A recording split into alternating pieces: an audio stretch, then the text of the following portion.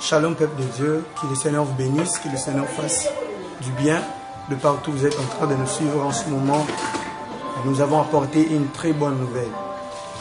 J'aimerais dire à une personne que les situations du temps présent ne te fassent pas oublier toutes les bonnes paroles que le Seigneur a libérées pour ta vie.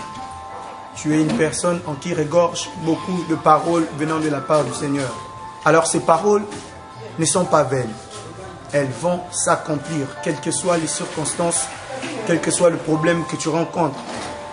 Le livre de Luc chapitre 2, à partir du 25e verset, nous parle d'une personne, Siméon. Il avait reçu une promesse. Il avait été divinement averti qu'il ne mourrait pas, sans pour autant avoir vu le Messie, le Christ, la consolation d'Israël. Écoutez, bien-aimés dans le Seigneur, tant que Siméon n'avait pas vu ce qui lui avait été promis, il était toujours en vie. Et la Bible est en train de dire qu'il était même avancé en âge. Même l'âge ne pouvait pas enfreindre Siméon de voir l'accomplissement de la promesse de Dieu dans sa vie. Je ne sais pas ce que tu es en train de vivre en ce moment qui peut te faire oublier ce que Dieu a dit, mais je veux te dire une parole.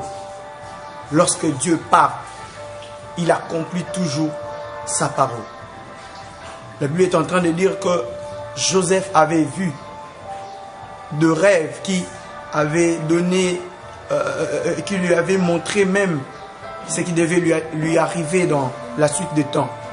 Et la Bible est en train de dire que dans sa marche, il a rencontré beaucoup de choses. Il avait été trahi par ce frère, vendu par ce frère. Là où il était parti, il a vécu beaucoup d'injustices. Mais seulement, tant que la parole était en lui, Joseph restait toujours vivant. Je vais te dire une chose. Ne regarde pas le nombre de tes ennemis. Regarde le nombre de paroles que Dieu a dit pour ta vie. C'est ce qui te fera vivre. Ce qui faisait en sorte que Siméon reste en vie, c'était la parole qu'il avait reçue. Toi aussi, tu as reçu une parole. Alors garde-la. C'est cette parole-là qui te donnera de l'expérience. Cette parole-là qui te fera vivre pendant ce temps. Ne regarde pas ce que tu es en train de vivre. Dieu seul sait ce qu'il est en train de